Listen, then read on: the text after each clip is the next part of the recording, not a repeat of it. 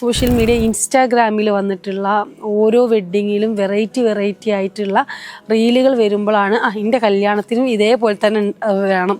അപ്പം ഇത് event പ്ലാനറോട് event മാനേജ്മെൻറ്റിനോട് ഇതിനോട് സംസാരിക്കും. ഇതേപോലെയാണ് നമുക്ക് ആഗ്രഹമുള്ളത്, അപ്പോൾ അതേപോലെ തന്നെ നമുക്ക് ചെയ്തു തരണം. അപ്പോൾ അതിലും കുറച്ചും കൂടി വെറൈറ്റി ആയിട്ടാണ് നമ്മൾ ചെയ്തു കൊടുക്കാറുള്ളത്. ഓരോ ക്ലയൻറ്റിനെ, ഇപ്പോൾ വധുവിനാവട്ടെ വരനാവട്ടെ പല അഭിപ്രായങ്ങളാണ്. അവരുടെ ഒരു എൻട്രി ഇപ്പം ഫോഗും ബബിൾസും ഒക്കെ ആയിട്ട് സ്റ്റേജിലേക്ക് എത്തുമ്പോൾ ലേസർ ലൈറ്റ് കത്തി അവരൊരു സ്റ്റില്ല് അങ്ങനെയുള്ള കുറേ ആഗ്രഹങ്ങൾ ഉണ്ടാവും. അപ്പം ആ ആഗ്രഹങ്ങളൊക്കെ പറയുന്നത് ഈവൻറ്റ് പ്ലാനറോടായിരിക്കും.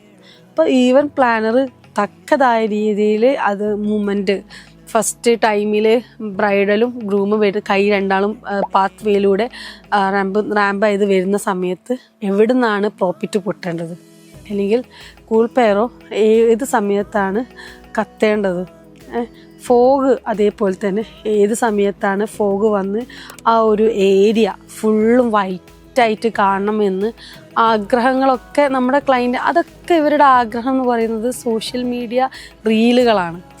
സോഷ്യൽ മീഡിയ ഇൻസ്റ്റാഗ്രാമിൽ വന്നിട്ടുള്ള ഓരോ വെഡ്ഡിങ്ങിലും വെറൈറ്റി ആയിട്ടുള്ള റീലുകൾ വരുമ്പോഴാണ് എൻ്റെ കല്യാണത്തിനും ഇതേപോലെ തന്നെ വേണം.